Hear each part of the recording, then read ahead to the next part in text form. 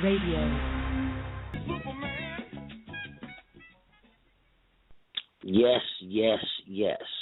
This is another episode of Wake Up African People, and this is the Truth Doctor, along with Astro Ra and Queen Ebony, coming to you tonight. We have Dr. Randy Short, activist, coming on tonight, and Astro Black, me, and Queen Ebony will be asking him questions that only he can ask with his expertise in the field, working for our people. Astro Black, the mic is yours. Yes, sir. Brothers and sisters, good evening. How are you out there? Stay strong, stay black. We're in a very urgent situation, and the time has come for people to wake up and realize the extreme status of the black community in resisting white supremacy, global white supremacist campaign to genocide our communities in all parts of the globe. Tonight, we have Dr. Randy Short, who is a PhD out of Howard University, who have studied African studies. He's also the president and national spokesperson of the Anti-Depo-Provera Clergy Coalition.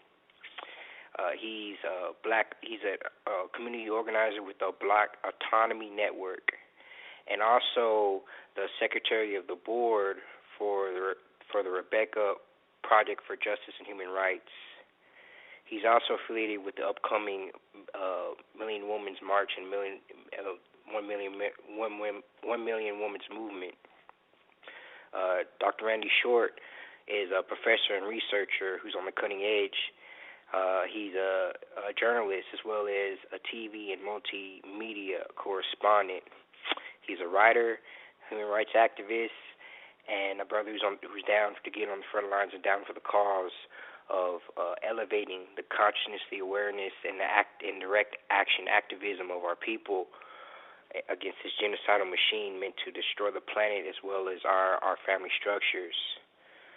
Dr. Randy Short has been instrumental in unearthing the facts, links, and documentation connecting the American white supremacist pharmaceutical industry complex that has unleashed the Ebola virus on Western African nations as a weapon of biological warfare.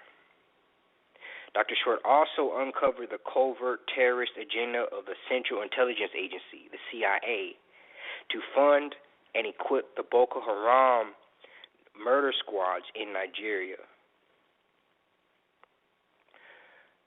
Dr. Randy Short is also on the front lines doing media correspondence with international media organizations around the globe about what's happening in regards to the ongoing lynchings and the exacerbation of the white supremacist wholesale campaign of violence against our people. You may not know of him visually because he has been barred from a lot of the mainstream corporate media machines that are here in the United States because of his perspective and the fact that he's bringing truth and factual and definable information about what is going on in regards to the assassinations and the lynchings and the subterfuge used to spread confusion, death, and destruction in the black community here in America, but in other parts of the world as well, especially in Africa and Asia. Dr. Randy Short, are you there with us? Has he been able to call in? I don't think he's with us. Is he calling from a 718 number? It should be from a two. It should be from a. Dr. Short, is this you? No, I think this is a New York number. He's not in there yet. Why don't you try to hail him? All right, I'll give him another call. Make sure you give him the right number.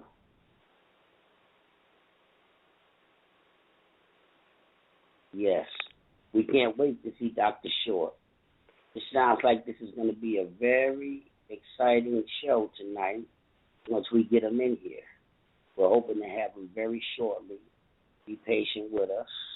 Sometimes this is a technical difficulty that we can't get past. So we're waiting on him to get in here. So while we wait for him, are there any what numbers are coming up on the log? Do you have anything now? No, the only numbers up on the log now is the numbers that we are on, and one more person that I know who that is from Detroit. All right.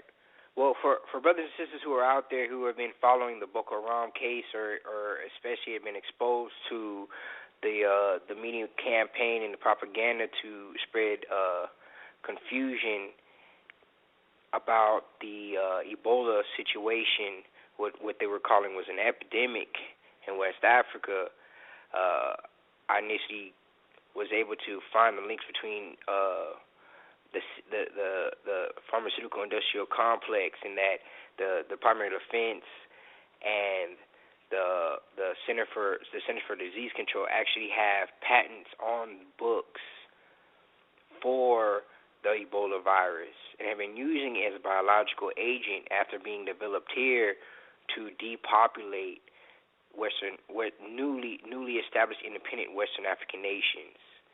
And for those of you who've been following the story, they have found untapped oil and gold, as well as other precious mineral resources in the nations in question, including Liberia and Sierra Leone and Guinea-Bissau. So the Ebola virus, just like the smallpox blankets that have been used to decimate our peoples and other native peoples here on this continent to get access to the land and to the resources under the feet of the chosen people. They have been doing this in our time, on our watch, on the continent of Africa. Dr. Randy Short hasn't been able to get on with American media outlets because he has uncovered this factual information and is able to provide documentation and the direct links and the facts of how this is going on. But incidentally, he also shared to me the fact that because he has been so very vocal and persistent about deciphering this information to the world, and especially to our people, he has been put on the terrorist watch list by the United States government. So this is state policy, the genocide, the global genocide of African peoples here as well in the continent, where so many of the precious metals and materials for the nuclear weaponry come from, is state policy. And those who are trying to decipher the clues and the madness and decipher the information so that people are able to be informed and protect themselves are being silenced, neutralized, and criminalized. Dr. Randy Short has studied African studies at Howard University, and he's a prime example of another one of our leaders in our time and speakers who's being targeted by the United States white supremacist government because he is a black person who is thinking and speaking strategically.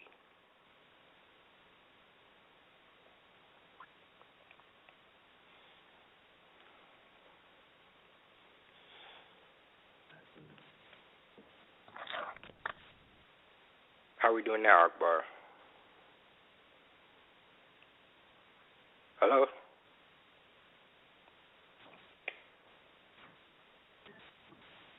Hello? Yes, Dr. Randy Short. Yes, forgive me, my phone battery is not working properly, so I'm going to have to be very careful with my phone as it charges. Okay. But I certainly thank you for having me come to your program today, Brother Ryan. And thank you for being here.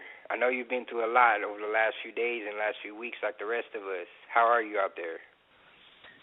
While I'm here, I'm looking at the fact that a black homeless man died this morning after being shot by police in Venice Beach, California. 20 a man in his 20s, was killed for no reason at all by a black police officer in Los Angeles. So I'm happy to be here under the circumstances. Every day is a new day to do my little part as a human being to resist social injustice. Phenomenal. Thank you for being here and bringing truth and informative information to our listening audience. While we have you on the phone, let's dig right into it. In reference to the urban assault campaign in which the Baltimore police engaged in a rock-throwing exchange with our black youth last Monday, you have said in the past that this was our, quote, Soweto moment. Can you please lay out the background for the targeting of black youth in Baltimore for our listening audience in the immediate aftermath of the lynching of Freddie Gray? Well, in all honesty, we need to look at the fact that black youth have been targeted actually going back now essentially 70 years. Black youth have been targeted for the last 70 years as the growing numbers of young black people in urban areas became an issue for social sciences and social scientists to study and to determine their future. There's a very fine research monograph done by E. Franklin Frazier called Black Youth at the Crossroads, published in 1937, I believe, by Schlocken Press. And they were pointing out all the problems that young black people would have in a segregated urban environment with a lack of opportunities, jobs, and inferior education. This was in the 1930s. So if you jump by decades, in the middle 1940s, you had Gunnar Myrdal's An American Dilemma, which came out in the middle 40s, the subsequent decade.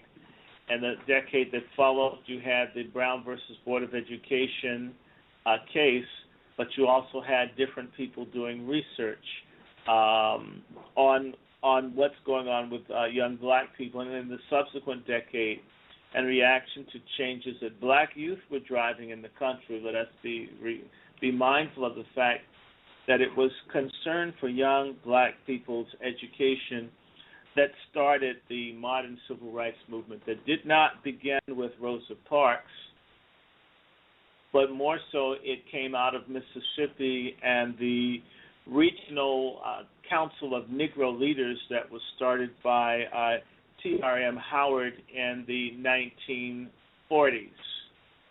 And before the NAACP was really doing anything in Mississippi, and before the Southern Christian Leadership Conference existed. And so it was a concern for the future of black youth, where you got movements among adults who were parents or people concerned about the future. You see, there's an unstated understanding that things in this country are completely screwed up for those blacks who are of mature and adult ages. And there's always been the illogical optimism that somehow things could be made better for the new generation. This expectation of blacks, as well as the expectation of whites to preserve white privilege, brings us to loggerheads.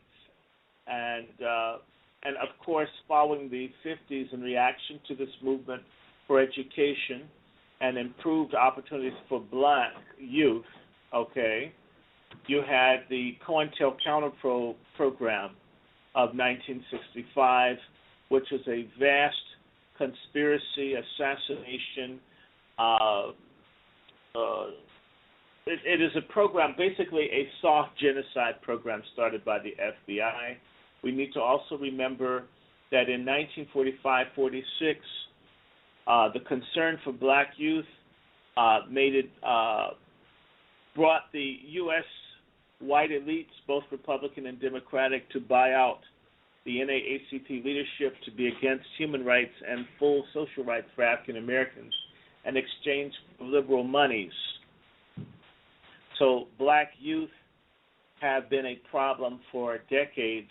What has happened in Baltimore, a city that has been very critical to the black struggle, Baltimore was the most important southern city for the Underground Railroad. It was a place in which blacks resisted. Frederick Douglass, perhaps the greatest black man of the 19th century, got his political education on the docks with black men, craftsmen, who fought and stood up to white people in the 1820s and 30s. Baltimore, at one point, was the largest black urban community in the country until it was superseded by Washington, D.C.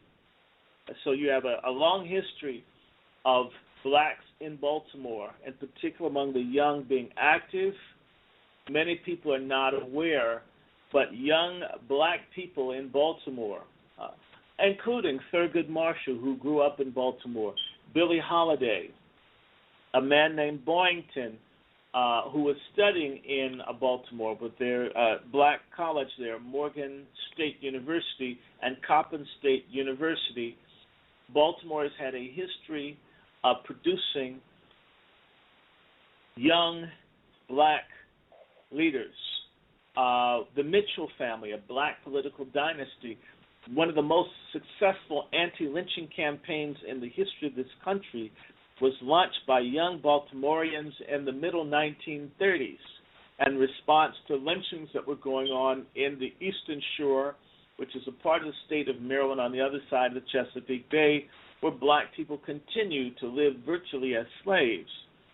Baltimore has always produced rebels. Billie Holiday's song Strange Fruit, she was a young woman tired of lynching from Baltimore and got on the FBI surveillance list for her protest lyrics. Cab Calloway from Baltimore. Many people don't understand, but there was an assertion of blackness, black pride, urban pride in his music and in his performance. This has come out of this black community in Baltimore for decades. I'm not remembering Clarence Mitchell, Sr. Clarence Mitchell was called the 101st Senator. He was such an effective spokesperson for black rights until senators talked to this black man from Baltimore.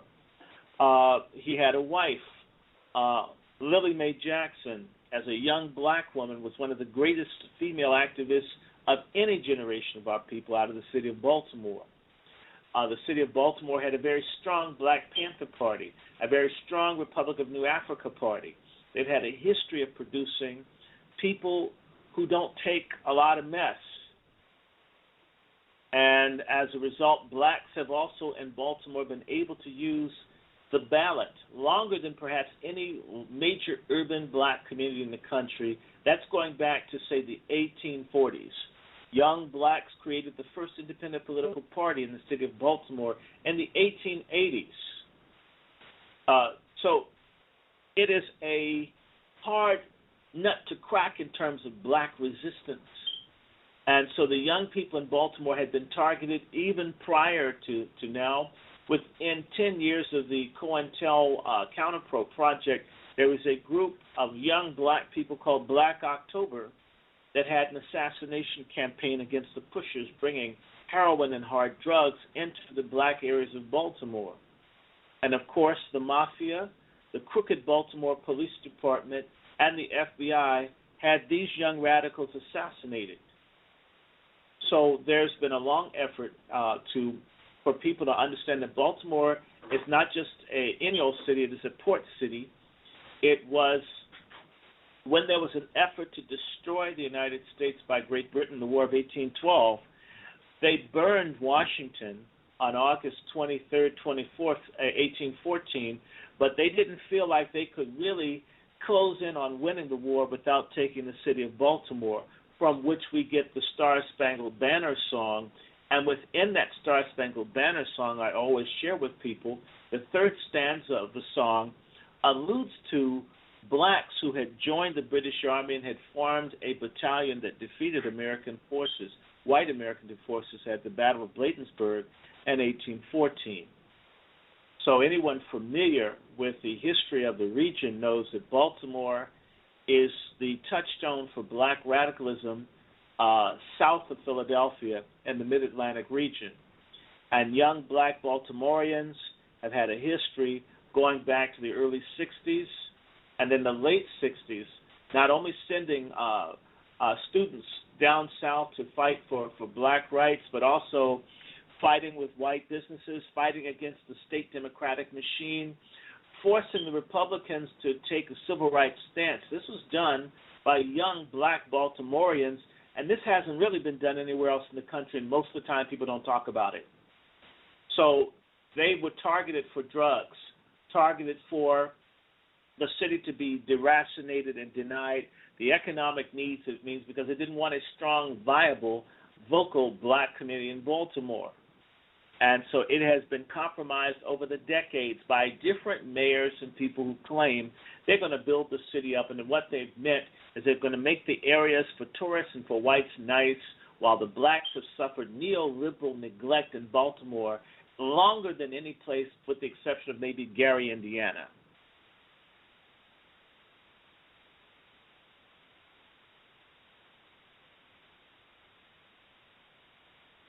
That's interesting.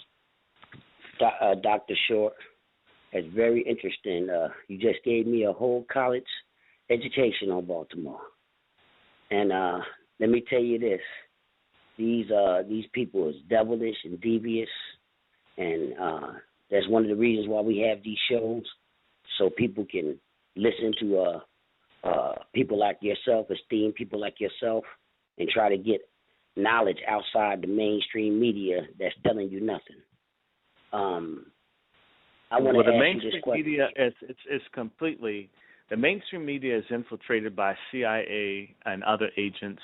That was documented in the Frank Church Commission hearings in the early 70s. It's called Operation Mockingbird. I worked in the news media, and it seemed as if I'm certain there were intelligent people. They don't trust real investigative journalists. They're no more Edward R. Murrows. We're talking about some honest white folks that want to look. All these people, Wolf Blitzer, he's out of AIPAC. He's a Mossad asset. These people work for the intelligence agencies to keep the people under control. And this has been understood since the emergence of the Krill Commission in 1917, and people like Edward Bernays and others have understood the use of the media is to control and to misinform people for purposes other than what the people are aware of. I need to say one more thing about Baltimore. Baltimore has had, for the last 30 years that I'm aware of, over and over and over again, these new schemes for redevelopment of the city of Baltimore. I've been hearing it since I was a child. The only thing I've seen is with the Inner Harbor, where they had Mayor Schaefer, where they dumped money in areas of the city that didn't need it, while they did absolutely nothing for the neglected areas. They knocked the projects down. They got rid of that. They've moved a lot of the industries out of the area, and yet when the money has come in, it's either been misappropriated, stolen. People need to know Maryland is among the 10th most corrupt state in the country. It's in the top 10 out of 50. That Baltimore is the epicenter of white theft of monies being allocated that has supposedly changed the quality of life for African Americans, and that includes the Democratic Party there. It's the most corrupt, dirty, sinister, racist Democratic Party anywhere in the country, and I'll stand by saying that there is a cabal of black closeted homosexuals who work with white, racist, Dixiecrat, neo-George Wallace-type Democrats who get blacks to vote for their own exploitation and abuse decade after decade, and absolutely nothing is done about it. The area in which this boy, Freddie Gray, who I believe is related to me because the Grays are my relatives, that neighborhood was supposed to have been a model for economic development and growth, and the monies have been stolen or misallocated. They disappear. And I need to say one more thing. The black people in Baltimore have been the greatest victims of human experimentation and exploitation through the Johns Hopkins University and the NIH and the others have made Baltimore a theme park for unethical, non-consensual experimentation on black people. And a whole bunch of folks, the things that you'd be surprised by, that Freddie Gray had lead paint exposure, as a lot of other people did. They deliberately painted the buildings with lead. In fact, there was a project that Johns Hopkins University was trying to induce poor black families that needed somewhere to live to move them into houses where there was lead paint, to watch how the lead exposure killed or damaged the development of young black people. This isn't my imagination. This has happened within the last 10, 12 years. And this is the kind of thing that they do to the people in Baltimore as well. They've used the television, that show The Wire, to denigrate and to make people feel that the black community in Baltimore is worthless and full of just drug-addicted people with no value whatsoever. And yet they've never looked at the mass movements, groups like Janitor for Justice or Brother Darren Muhammad. They have lots of strong grassroots movements that have fought for decades against the corrupt black neck leaders and the crooked people like Governor Schiffer, like all the other white governors. And it is a shame that these people who are telling the truth, there are even whites involved working with blacks, Karen Black and the other people that I know in Baltimore, there is even some black and white working together, and they don't even want you to see that. You always say black and white together. Where you do have black and whites are supporting the black agenda, you'll never hear about it. You know, the name we call them type of Negroes are Negropeans. And that's a Negro with a European mindset. And I just want to back up to Edward Bernays. A lot of people don't know about him, and I want to tell them that he's the father of modern social engineering through advertisement. Is that right, Mr. Short? Yeah, you can say doctor if you're going to put a title on it. He's the nephew of Sigmund Freud. He's the mastermind of operations against movements of African and black people around the world. He had a book called Propaganda. I even have some quotes up. Maybe I can run them down if I can find them. But the man was evil.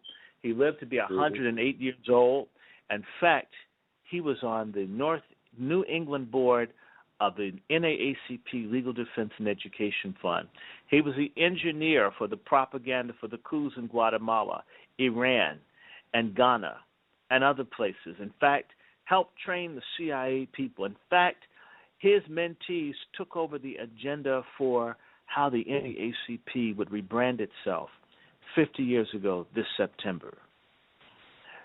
That's how evil these people are. In fact, Bernays was the one who made smoking popular for women. Bernays is one of the people that helped promote abortion, helped promote gay rights. Every bad and wicked thing that's come down, he helped push it. If you eat bacon and eggs for breakfast, that was his idea. They learned through mass psychology that most people don't know why they do what they do. If you can influence them without them knowing, you control them. Exactly. And our people don't know how strong this media is. This media is the new religion. Christianity is nothing compared to television and social engineering through the media these days and time. And, I'll be trying to tell people, if you don't understand these televisions, turn them off. Don't let your kids watch them, and be very, very careful about what you watch and take into your mind. Because these people are totally evil, like you said. And I want to ask you about this place in Liberia. I was watching a documentary called Monkey Island. And on Monkey Island, at first they were experimenting on monkeys with AIDS, Ebola, all this type of different diseases and everything, white scientists. And then when they claimed that Charles Taylor came into power, they had to leave Liberia. So they released these monkeys infected on this island. Do you know anything about that any deeper? I don't, but I know that Ebola, we need to say it properly if you're going to talk about this. There's a difference between Ebola and Ebola buddibugyo One is made in the laboratory, if not both. But Ebola buddybugyo is a U.S. held patent that was developed in Atlanta through the U.S. Department of Health between, say, 2008 and 2010. And there are patents for at least 2 strains that the U.S. government has. That is a fact. So, and it's a combination of several Ebolas. Not one, but a super Ebola. That's what got let loose in Africa last year through an NIH program. People need to remember that they can look it up. All they need to do is don't believe what they hear over the radio. They can use this computer to do something other than try to hook up with someone and put in Google Ebola and patent, and it'll be right there. Jonathan S. Towner and these other people doing work along with Tulane University, with the United States Military Research Infectious Disease Institute. I'm forgetting it, but it's USMRIID, I think. That, and it's based out in Fort Detrick, Maryland, and they worked with the Department of Health and Tulane University, and they let this stuff loose. And there was a big program. In fact, Obama cut the funding for it after I and a few other people began to denounce the government for killing the people in Africa. And I'm on a terror watch list. I got searched twice coming back from Tennessee to the U.S.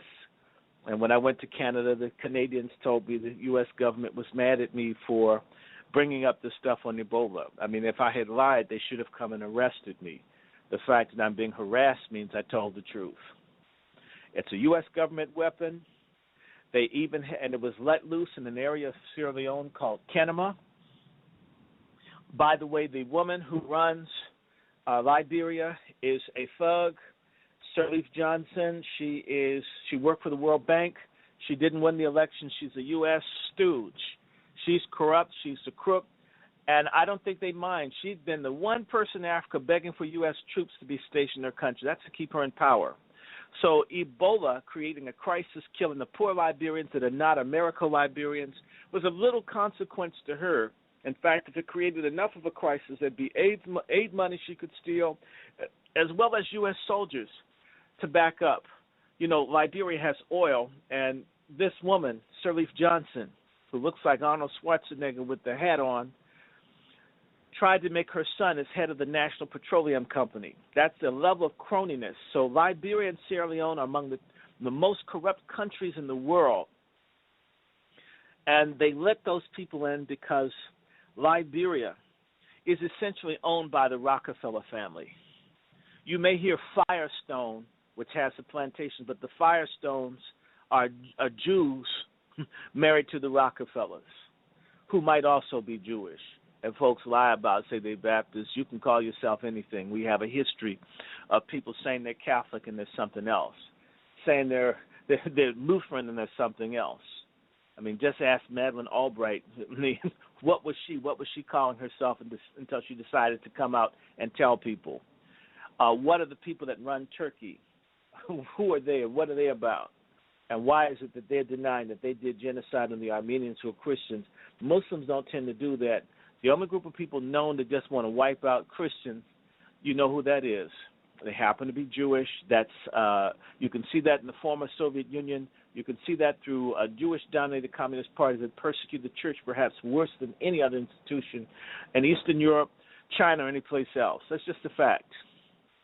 Whereas the Chinese, it may not have been an ethnic thing, but there's a beef between the Khazars and the church, and that's long-standing. So Ebola was made. In fact, even the people who worked on Ebola, it's just like AIDS. The same sorts of people. They're in France and Belgium. The same people who are involved in these depopulation schemes seem to have the same overlapping relationships. You don't even have to know all the people's names to start seeing. If you do a little bit of research, you'll start seeing certain hands, certain institutes involved. Kaiser Wilhelm, there's one in Belgium. All these people seem to always be involved in these highly infectious diseases. You can go online and Google. The German government had real problems with sending to the United States some Ebola-type viruses that they thought could be used as a weapon, and the U.S. government promised them that it would not be used. This is what governments are saying. So, if you get a cynical black person, let me just say this: some black people can't be saved. They really don't want to know the answers to their questions and don't like anyone that does have the answer. And we have to really get to the point where if you don't want to know, don't even listen to me, don't come around me, and don't ask me, since you really don't want to know. You won't look for yourself, won't research for yourself, and anyone that does read and research, you don't want to hear them. You're doomed. You can't be helped, and they will get rid of you. That's how I feel about a certain type of black person. They're a waste of time, and they wait until it's too late or till their child gets shot by the cops before there's a problem with police brutality, or their home gets taken, and then they realize there's predatory lending. I just have to put that out as a sidebar, because when you talk, we don't have 10, 20 hours to put all this information out for you. What white folks do is when they hear something, they take notes. Take out a pen or a pencil. Take some notes on what's being said, then go and do your own research. It's amazing that people think that truth can be spoon-fed to them in just a handful of minutes. If you go fast, you left something out. If you go too slow, they fall asleep. If you try to tell it all, you run out of time. So I go as fast as I can in order to cover the topics. You're adults. If you can pay for the Internet to look at porn, you can use the Internet to look up facts and reality. We need some discipline in our community and some wiser use of time. Give us, if the people that were serious like you, brother, if we got 10% of the time that Lil Wayne and Mary J. Blige and Beyonce and Jay-Z and the Soulja Boy got, we'd be getting somewhere as a people. I think you agree with me on that. I sure do, because it's all socially engineered and to dumb Negroes and also white folks down. Because most Americans don't have a clue. But the Anglo-Saxon is just as much as a slave to the Jew, the small hats, than we are. But it's like a caste system of people that's oppressed. And I want to bring Astro Black and Queen Ebony in to see if they want to ask you some questions before we let some of these callers in. Queen Ebony, do you have any questions for the doctor? Yes, I just basically wanted to say thank you, brother, for coming on and giving us the information that can be shared with our people. And you made a valid point about time and our time management and how us as a people, we're wasting our time on frivolous things instead of obtaining the information and passing it on to family members and our children. So I just wanted to say I really appreciate you, and I want to listen to more of the information that you have, and I'm really excited for you to be on our show tonight. Thank you. What I recommend, brother, and I can do this with Ryan, there are a couple of things that I think would be very helpful to your audience, and I'll send them to Ryan. I work with the Rebecca Project for Justice and Human Rights. It's a very small human rights group, and most of our work is protecting and advocating for the human rights of African American women. And I need to say, any black man that's not in some organization trying to protect black women, not only from white folks, but from black men, he's not serious about liberation, because our women are not safe in this country. We haven't protected them. We wonder why they have bad attitude. We wonder why they'll pick a tough brute who may not know how to treat them because they feel unsafe. It's because we haven't protected our women from the time that they're born, from the time they're being carried until they come to maturity.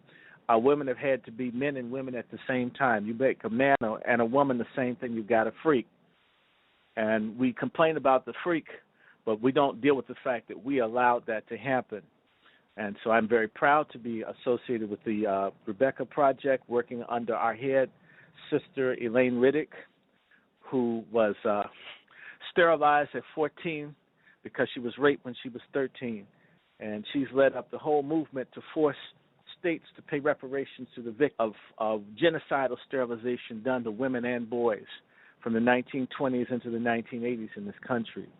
The other group, I have to give all respect to the originator, founder, and president of the Million Woman Movement, Sister Empress Philae, who is heading up the memorial for the MOVE anniversary, where they bombed black women and babies in Philadelphia on May 13th, 1985, and it was a black man, at least he looked black, named Wilson Good, who did this, and they rewarded and made him a rich man.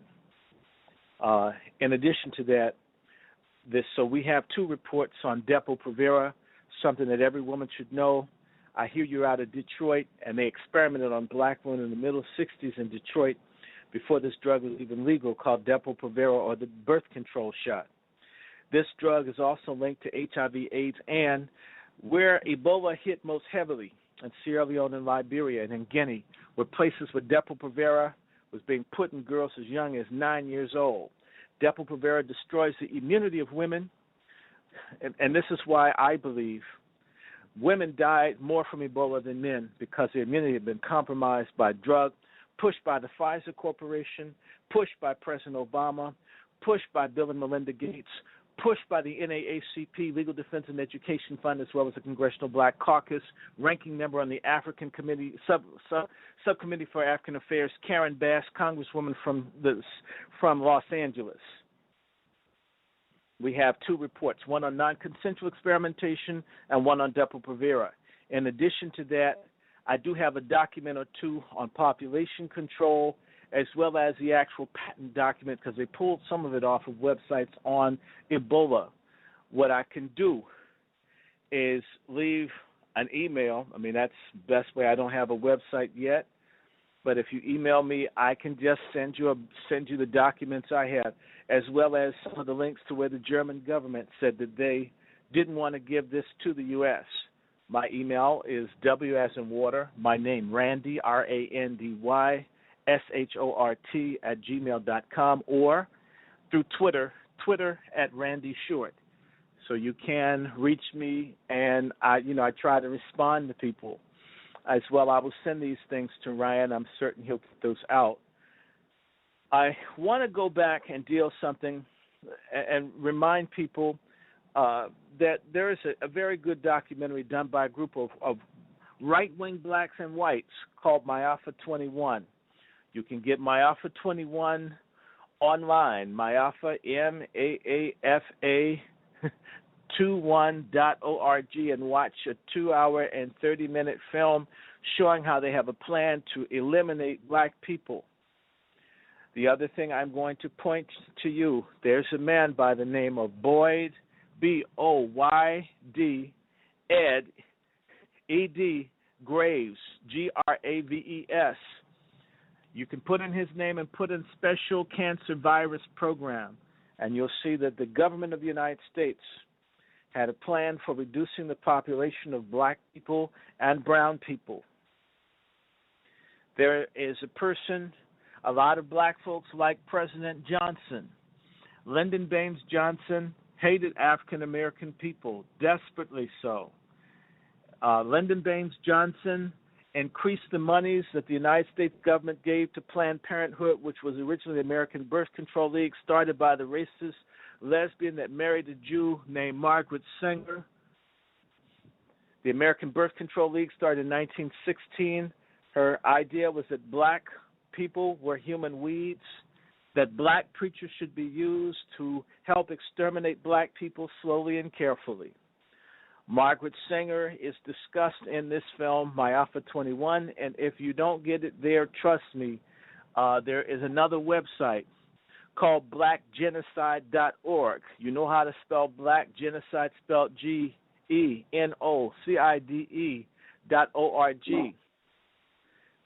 There's plenty of information all over the internet. If people use their time, they don't have to have any special guest speakers. Frederick Douglass, Harriet Tubman, Sojourner Truth, Most of our great black folks from the early times were self-educated. We know they're not teaching us in the schools. They're shutting down the black schools, black colleges and universities, unless you want to be a sissy or something like that. And you could learn how to do that with your cousin when you're 10. You don't need to go to a university and take a debt from the government to learn how to do something you had no business doing. You've got to educate yourself. There's Black Agenda Report. There are websites where folk are publishing, putting out great information, and they don't have a following. It's amazing. I could put Beyonce's private parts up, and I could get 10 million hits. I can put up something very serious and get 10. And no matter how many people I send it to, they're not going to look at it. I don't know if folks are spiritual. I am. We need to pray for folks' eyes to open up, and that's real talk. The people who stand up and speak up don't have the money or the resources by design. Those that do, take someone like Oprah Winfrey. I think a frustrated, lying switch hitter, that's how I see it, who's lied on her family and won't tell the truth. She didn't go through half of that. She told that story to get white folks to like her, and they now use her to misguide black people. That's why they gave her $1 billion. And they'll give Michael Jordan $1 billion because he's married to a white woman and he invests in the jails in Cook County and all over the state of Illinois, where blacks are mass incarcerated and abused and killed. That's what the so-called successful black first. We're going to be the first people in history to create an elite that helps wipe us out after already knowing what the end was going to be. No other group of people have produced a greater number of traitors and enemies to their existence than we have.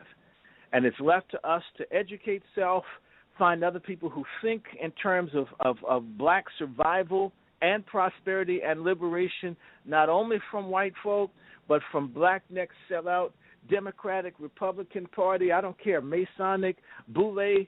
We've got to get up from under them because they're helping keep us here. And depopulation is the plan. I want to say to people that a lot of folks used to laugh at this man, humble man from rural Georgia. His name was the Honorable Elijah Muhammad.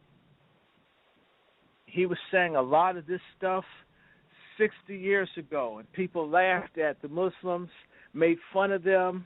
He warned us about the diet, warned us about the scientists. Whether he was using a metaphor or not, it's true. He told the truth. We've had people telling us whether they're Christian, Muslim, or whether they're Moors, telling us the truth. And we don't have to necessarily follow somebody's religion, but take the information and use that and apply it to your situation for enlightenment to fight for your freedom. The Honorable Elijah Muhammad told us about food.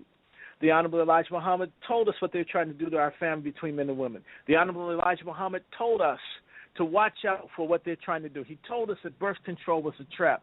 He told us we had to have our own farms we have to do for self. The NAACP didn't tell you to do for yourself. The Urban League didn't tell you to do for yourself. The NAACP Legal Defense and Education Fund didn't tell you to do for self. The Congressional Black Caucus didn't tell you to do for yourself. And the nigger preachers at these churches that are making themselves rich, asking you to buy their jets, aren't telling you to do for yourself. They're telling you to do for them. I think I had cut Brother Astro off. You call him Brother Ryan, but we call him Brother Astro. I think he's back with us. Brother Astro, are you back with us? Yeah. Can you hear me? Yes. All right. Thank you for the galvanizing manifesto, Brother Randy. Dr. Short. Hey, so moving along, it's fair to say that many of our listeners out there are not ignorant at all of the direct and undeniable partnership between the Ku Klux Klan, Aryan Brotherhood, and other AB clubs, and the American police state at all levels of government. And can we add one more? They're allied with the blacks in the Democratic Party because the police constitute a union, and because the unions are partnered with the Democratic Party. The Congressional Black Caucus and every black caucus in this country and every city in this country is in alignment with the police officers that torture and kill and rape our girls and boys. Yes, they are. There's no doubts about it. That's why you'll never see one of those people have any kind of hearing or investigation or inquiry of any kind against the police, no matter how many people get killed, because they need the cooperation of the unions, and so therefore they stand together. And it gets worse. If you have contingents within these units, these unions, which you do, that represent either feminist or gay interest, then it's interesting. If you would encounter police violence against gays, there would be an immediate response because their constituency would not stand for it, even if someone just got hit. It's amazing that the black constituency, your black members in your state legislatures and everywhere else, would speak up if one homosexual were harmed. But if thousands of blacks were killed, there's silence. And someone explained it to me, a very prominent black trade unionist told me that they had to be mindful of their partners, which are the Jews, the gays, the liberals, and therefore things that were pertinent for black people to ask for, they tended not to ask for because they didn't want to offend their partners asking for something too black. It always had to be muddied. It had to be a little gay, a little black, a little brown, a little yellow, a little white. Well, we don't have problems like that. We just have black folk getting killed, black folks' homes getting stolen, black folks hungry, black folks homeless, black folks being wiped out. It's not murky. It's not muddy. It's us and nobody but us. The police had their origins, not just in their origins in slave catchers. In fact, the Fugitive Slave Acts of 1790, 1820, and of course, other acts that occurred in 1850. That's where the police come from. The police are to make sure that either blacks and or Indians were kept under control. In fact, the Bureau of Indian Affairs has their own police force to go down and kill the Indians when they get out of line. The guns and the militias and the right to bear arms and all that stuff is completely interwoven with the fact that you have a captive workforce that is hostile to its enslavement and exploitation, and you'll have to use deadly, lethal, coercive force to maintain a system where a few light-skinned white folk benefit at the expense of the super exploitation of blacks and others. In fact, some of their own whites who are super exploited, but they derive vicarious status from the whites who live in well, the same way we worship fat-ass Oprah Winfrey and all the other little stupid athletes that run around getting busted every week with drugs in their car with white girls, and the stupid musicians who make hateful music about our women and our community and make us look like a race of hedonists. We look up to them somehow as if they're going to do something for us, and they never do. Now, they never even mention anything. I mean, to put any of them on the scale of a Muhammad Ali, there's no one that can. None of them equal. In fact, they killed Arthur Ashe with AIDS. Even Arthur Ashe, Jackie Robinson, not one. I mean, you get all of them together with their hundreds of millions of dollars, and they're useless. What? You get a $50 million contract so you can throw $100,000 a night at strippers, perhaps black girls enslaved, taken from their homes, kept in cages like a pit bull dog, and that's black success? Excuse me. I'd rather be in the projects. Mm-hmm. And they neutralized Jim Brown. At least he was trying to speak up and bring them athletes together to do something for the black community. Well, they could do something. Let me tell you, I get tired of black cripples. You know, am I in a race or am I in a breed of Special Olympians where just nobody can do anything? They don't even have to be seen. If Booker T. Washington, the coon of the 19th century, could give money for lawsuits, if he could do stuff under the table for black folks when he wasn't cooning, why can't these people simply put some money in the blind trust for the families where the police shoot someone? Do you understand? It could be blind. They wouldn't even have to know who got it. They don't care. You see, the idea of success in this country is abandoning your other people to be wiped out. We have to boycott these people. We should be we should not go to their games. We should be throwing tennis shoes and eggs at them, cussing them out. They should be afraid to come to the community because their people are so angry at them. People should be burning their jerseys on television, telling them, don't come back to that neighborhood. If we get you, we go get you. That would make some of these people have a breakdown. Why they hate me so much? They hate you because you sold out. We need to retaliate against these people. The beginning of order in our community would be calling the traitors to task. I may not be able to bring down the racist Anglo-American oppressing me, but I can get his slave. I can find him. That's how every social progress movement goes. Even the white Anglo-Americans, when they wanted to go after the king, who'd they go after? They went after his tax collectors. If you come and try to collect taxes for that guy in England, we're going to get you. Even though it's just your job, stop doing your job or we do you. When are we going to do that to our traders? In Detroit, find out who's working at the water department. If you cut someone's water out, your car is going to disappear, or a brick going to go through the window. Stop willingly going along with what's being done to us. Are we listening, black people?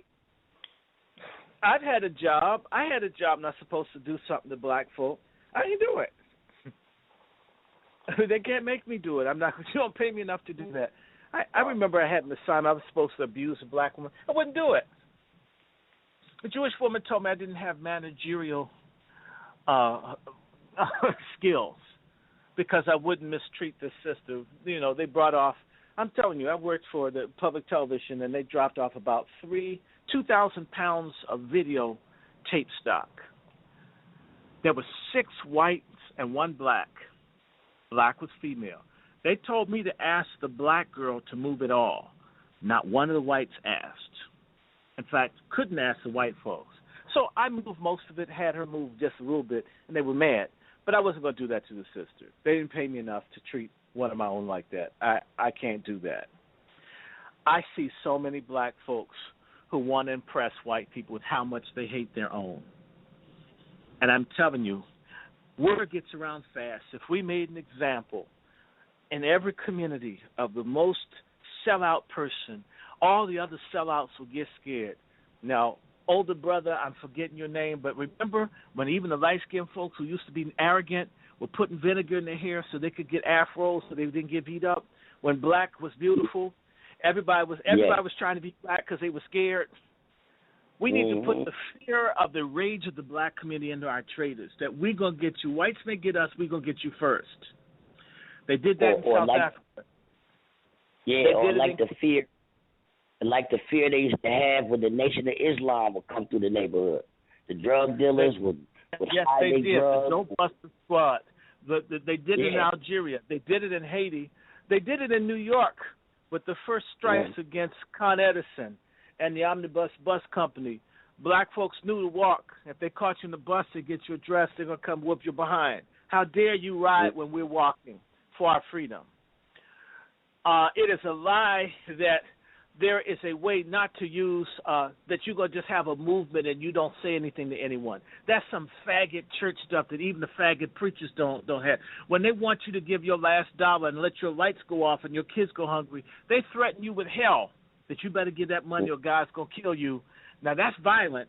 And yet if I tell someone, if we catch you violating the curfew, we're going to whoop your behind. I mean, what is for all the people to be discriminated against and persecuted because a handful of people are making us fail?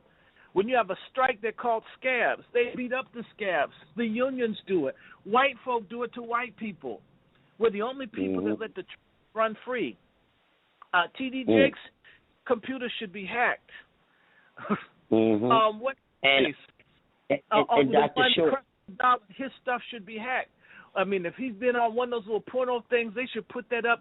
These people should live in mortal fear of the rage of their community when we're under the pressure that we are by the police and by the state and by the immigrants and everybody that bothers us, and you're helping to do this and you're going to live good. We should never accept that. And it doesn't take much to put some pressure to bear. You live long enough. Remember Sammy Davis was hugging all on Richard Nixon? And all the black folks started burning Sammy Davis records, and Sammy Davis couldn't go to certain cities. The black people said, if you come to the airport, we will come get you. Sammy Davis didn't know what to do. But he had betrayed his people, hugging on this man that had the Panther killed, the man who had all these other black political prisoners locked up, the black Liberation Army framed, and Assata Shakur, and he's up on there hugging on this man's behind like they're brothers. We can come down on these people, either not buy from them, but make them understand. You can do that little thing on television in front of white liberals and think you're going to get somewhere, but if we get our hands on you, if nothing else, if we turn our backs on you wherever you perform, you will know that you are wrong and you will pay for it. As long as there's no penalty or consequence for being a black-neck traitor, being an enemy to your people, and as long as there's a financial interest that they can gain betraying us without any consequence, there's an incentive to betray your people. Well, look here, we have some callers in queue, and I'm going to bring one in to see if they have anything to say. Caller with the last four digits, 1200. Yes. Do you have any questions for Dr. Short? Caller with the last four digits, 1200, 718, area code 1200. Do you have anything to ask the doctor? Okay, I don't think this one want to talk. Let me go to this next one here. Hello, caller from Detroit. Do you have anything to ask the doctor?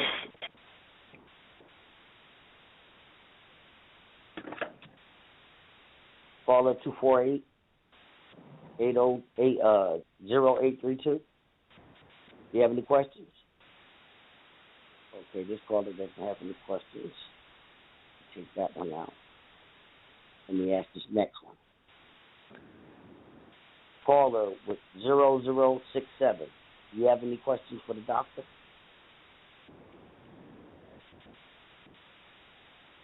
(0067). Oh, 0067 chimed out. Let's check this next one. Well, I think that's it. Nobody wants to ask any questions. So, Queen Ebony, do you have any more questions to ask? Okay.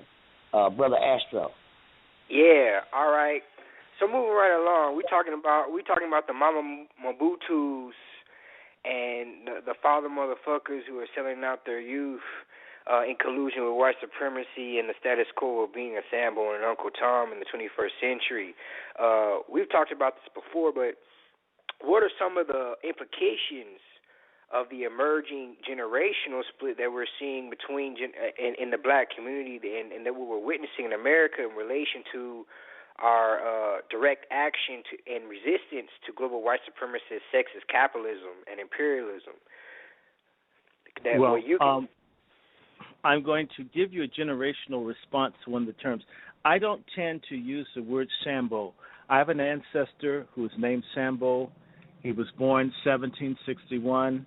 We believe he was killed during the Nat Turner Revolt in 1831, and his name was Sambo, and our family is from Guinea-Bissau, Senegambia, and Sambo is, my family kept their African names, but as people, another generational change became ashamed of the African name, a lot of people have made Sambo an insult instead of a man that defiantly held on to his African name, contrary to the Kunta Kinte myth that Alex Haley, the fraud and naval intelligence spy snitch, put out there.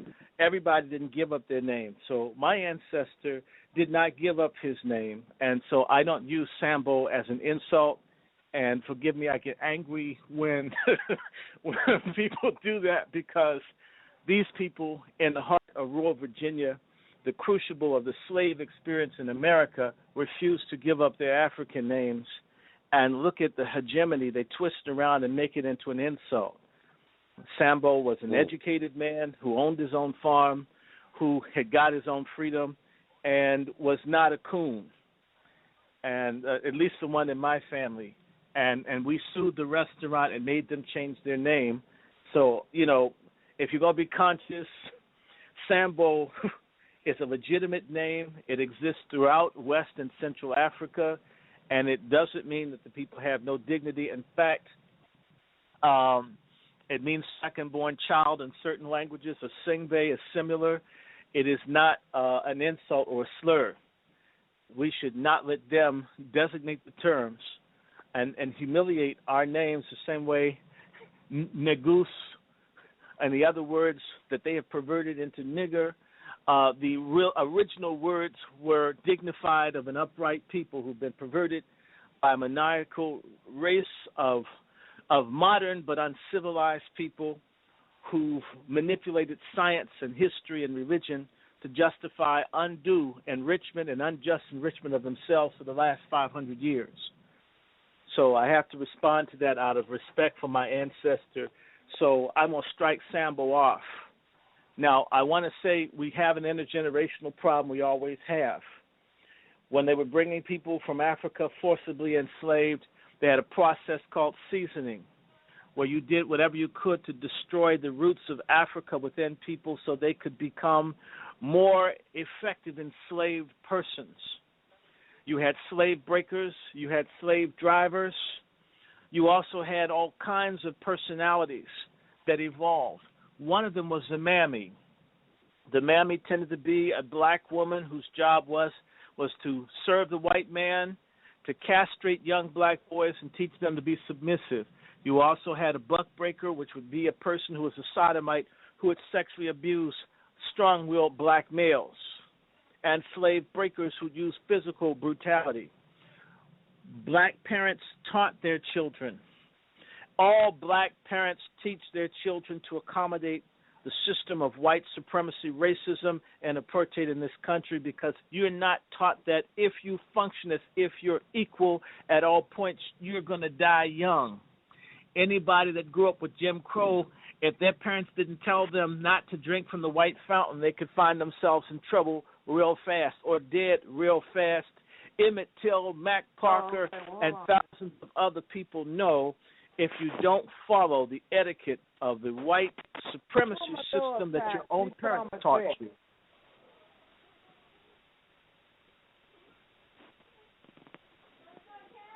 There was some disruption on the line, so I didn't know.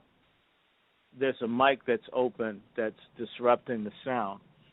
Most black parents teach their children to accommodate white supremacy. Some parents are smarter than others. Some parents are really stupid. They're smart in the sense that they're teaching the children how to survive, but to what extent?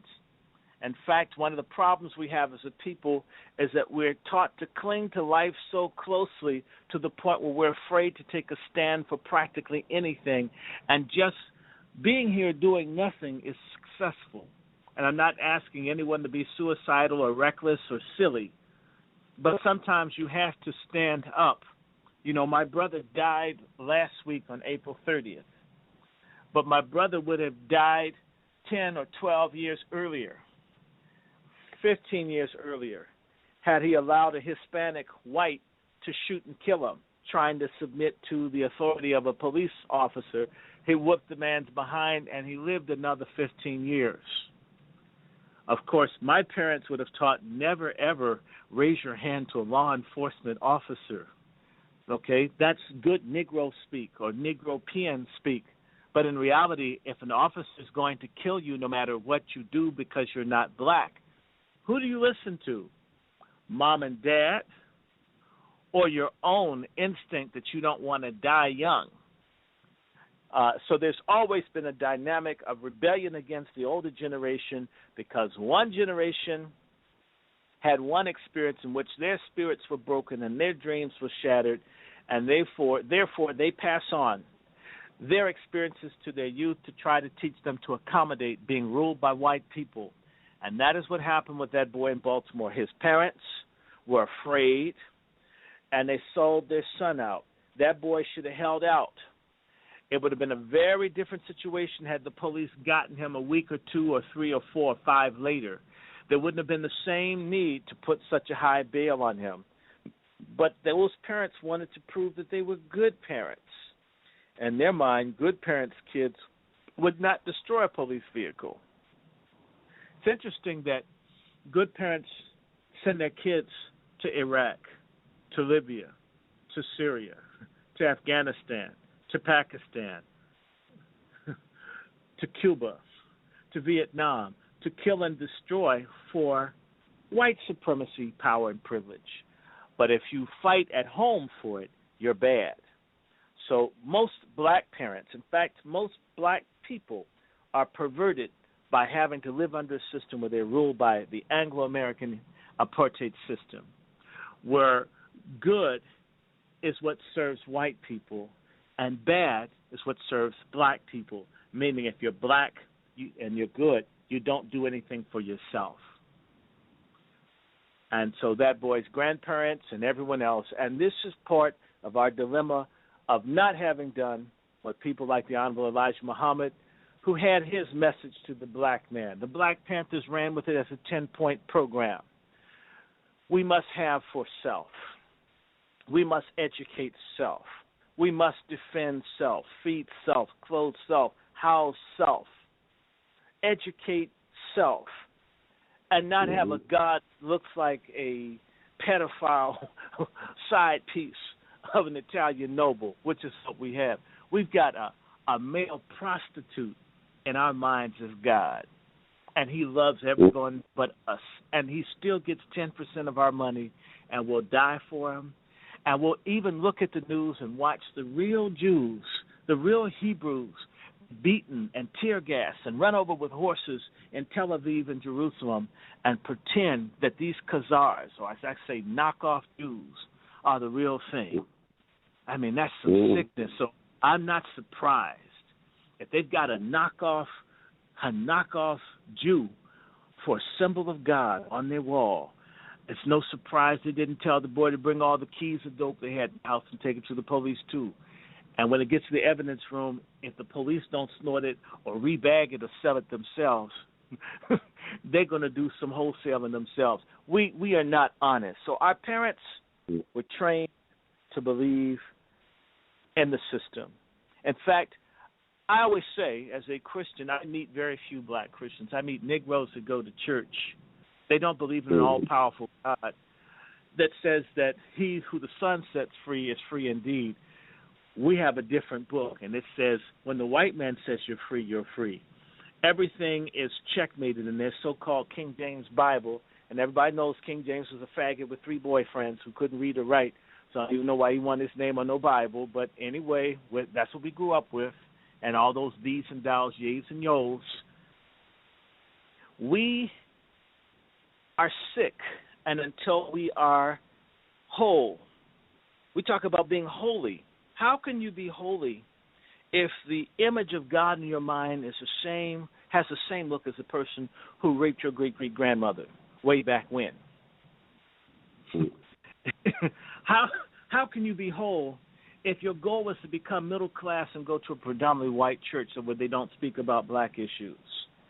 How can you be whole when you have blonde streaks in your hair? You've got toxic glue to your scalp pulling out your real hair to put some blonde stuff that you look like a golden marmoset monkey from Africa somewhere.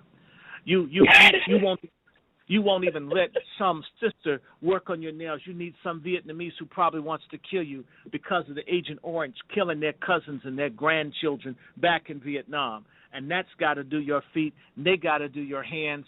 You won't even eat your own food at home, but you need to go to a Chinese restaurant where the grease is blacker than Wesley Snipes and you think you're eating good. You'll buy everything that you need from someone that hates you, and the only thing you'll buy from someone else black is sex or drugs. It's insane. Yeah. Social engineering sure is very powerful. And Negroes don't understand that they're doing what is programmed into them. Like the television. We had 2 shows that touched on what you said about Negroes creating more Negroes.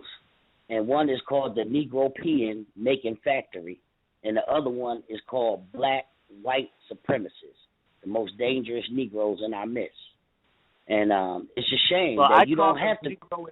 Negro inferiorists. In fact, yes, these blacks believe in black inferiority more than they believe in Jesus, more than they believe in white supremacy. Because when they find out a white person isn't superior, it doesn't change them. It just makes them double down on the black inferiority. We had a man, his name is Dr. Nathan Hare, living in Chicago, taking care of his ailing wife, Dr. Julia Hare. He did a book called The Black Anglo-Saxons when he taught at Howard University, and they fired him. And before he wrote his book, E. Franklin Frazier did a book called The Black Bourgeoisie in 1957, and they were trying to fire him. He died before they could fire him. Toni Morrison was at Howard University. They fired her. Du Bois was at Howard University. They fired him. Tony Brown.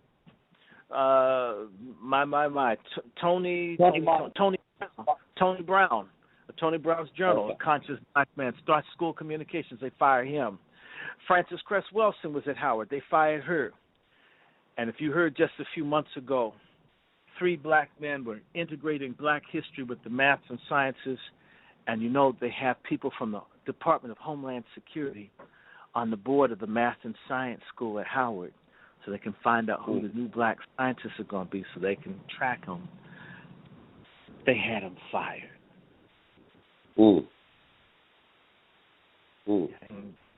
I mean, I call them black necks. Down in D.C. is full of black necks. Oh, I mean, there's so many traitors down here. Let me tell you, if we had to do a screening thing, you know, some of us came up in the church and we heard the story of Gideon and how he's trying to get an army to free the black people. And they start out with almost 30,000, and God told them, you got to fire half of these niggas because none of them, they really down for no struggle. It went from like almost 30,000 down to 300. You know, that's a significant drop. And that's the situation that we're in. I hate to say it, but a lot of black folks are lost causes right now. I don't know what's got to happen to them. I don't know who's got to kill them. I don't know how many kids need to be in jail or how many cops need to run a train on their grandmother in the foyer of their church before they wake up. But, you know, something's got to give. Something's got to give.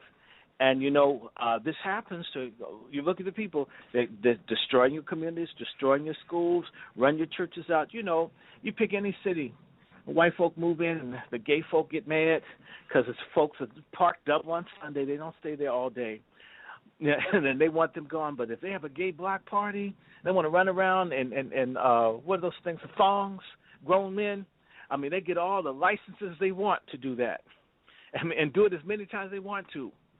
And these are all signs that we're being phased out. Washington State, they just passed an ordinance. If you're a preacher and somebody wants to get married and they're gay, if you don't do it, you're going to go to jail.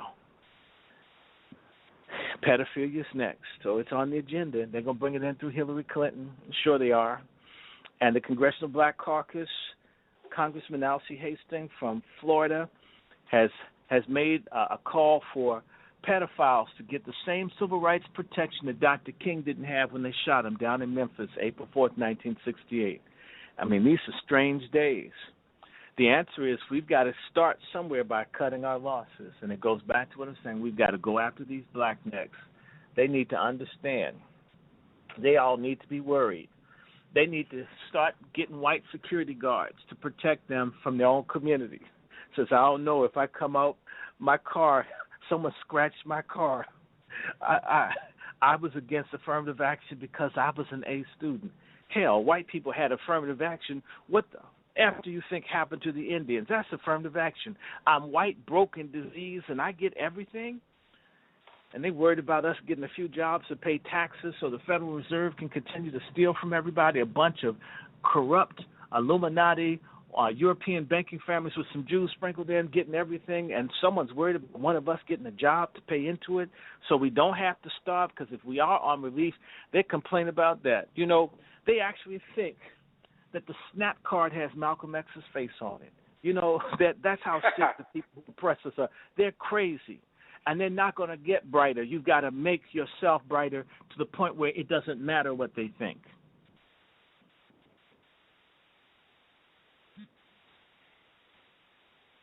Yeah, it's critical times right now. And well, we had Dr. Walter Williams on our show a couple of times, and he is to the opinion that all these churches need to be shut down, and mosques and any other of these religions, because they're created religions that people have to believe in and follow. But he tracks them all the way back to the historical time where they were created, and names all the writers and times, and I mean, he's phenomenal. And if you get a chance, you might want to listen to one of the shows that we have with Dr. Walter Williams on there.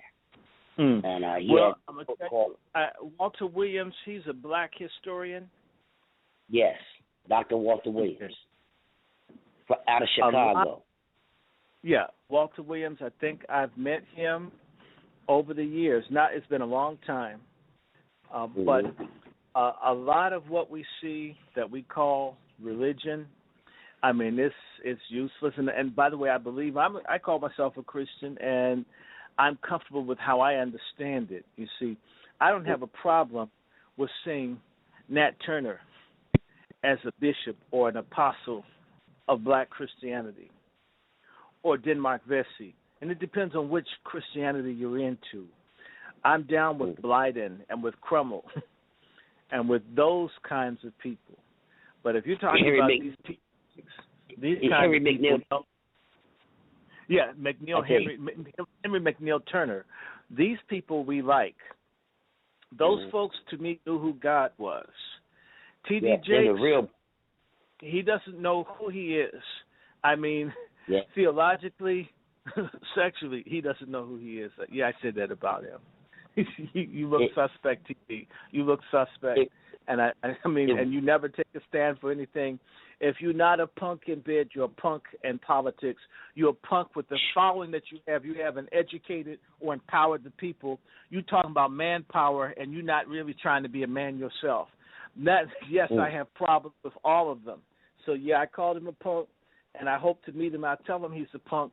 And, at least he doesn't try to put a wig on like what's that one, Eddie Long, who's doing all the little boys. In fact, had he been honest about the life he was living, he wouldn't have had to shell out $25-30 million of the people's money. They could have started a bank, because those boys are going to blow it, or their boyfriend's going to blow it for them. So, and, I'm not even so much mad about people's private lives. That's between them, their proctologist, the mortician, their insurance underwriter, and the people that they infect. But my issue is we need to survive, and our survival as a people is more important than some individual's issue. And I have to just say this while we're on this, because, I was down near Ryan, and I was warning Ryan, they've got that AIDS that can kill people in 2 to 3 years. Well, it's already down in the Mississippi Delta. You're going to see a lot of young black folks dying from AIDS. They're going to die quickly, and it blows up real fast. I mean, it blowed up on this boy real fast. He's here today, gone tomorrow. And in fact, we do need some religion. We need some morality, because as long as you have the young black man whose ego's been destroyed, his self-worth is destroyed, the only thing he thinks he has is a penis, and it may be bigger than other people's, but at the end of the day, if your big penis can't free you from oppression, can't get you a job, can't even keep the woman who has the bigger penis happy, it's not doing you a lot of good, because it needs something to go with it for it to really work for you. Unoiled, it's just another thing that gives you a headache. So we've got to just deal with something that teaches people how to interact with each other, how to even, if they got to, lay down with someone with a real spiritual commitment for creating something, instead of it simply being you having a testicle ache. And sisters, I haven't gotten to you. Some of y'all, skankzillas, and we've lost ourselves, and folk think, it's either, getting an abortion is like having a nail appointment. We really need something that teaches us our value and to respect one another and to think collectively as a group. So, in a sense, if people like T.D. Fakes, if Klepto Dollar, if Eddie Longstroke were teaching collectivity and joint economics and justice, I could work with them even if I didn't like everything that they were doing. But if they do none of those things, those niggas don't deserve to have a church. Someone should burn that thing down. Mm-hmm. Exactly.